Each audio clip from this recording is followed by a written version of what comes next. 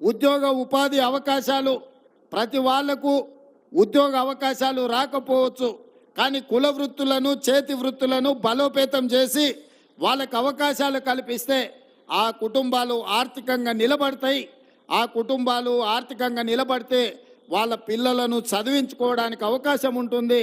వాళ్ళ పిల్లలు ఇవాళ మా గౌడన్నలు కానీ, మా చేనేత కార్మికులు కానీ, మా అదేవిధంగా రజక సోదరులు కానీ ఇవాళ వడ్డెర్ల నుంచి మొదలు పెడితే ప్రతి వాళ్ళు వాళ్ళ పిల్లలని బాగా చదివించుకోవాలని ఆలోచన చేస్తున్నారు.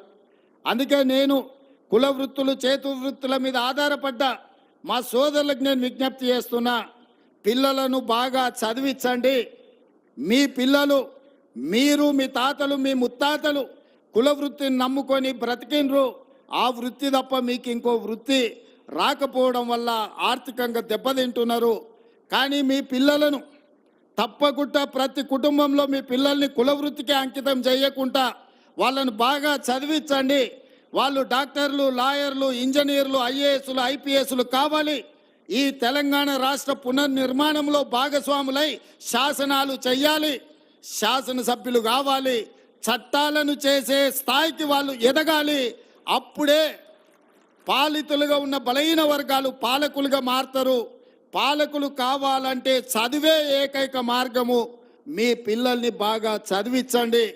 రంగారెడ్డి జిల్లాలో ఒకప్పుడు భూములకు విలువ లేకుండే. మా గౌడన్నల దగ్గర భూములున్నా వాటి విలువ చాలా తక్కువ ఉండే.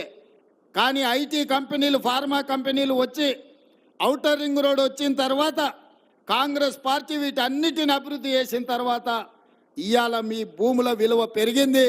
ఇవాళ రంగారెడ్డి జిల్లాలో భూమి దేశంలోనే ఎక్కడ లేనంత విలువ, 100 కోట్లకు ఎకరం అమ్ముడుపోయే భూమి ఎక్కడైనా ఈ భూమి మీద ఉంది అని అంటే అది రంగారెడ్డి జిల్లాలోనే అని చెప్పి నేను ఈ సందర్భంగా చెప్పదలుచుకున్నా.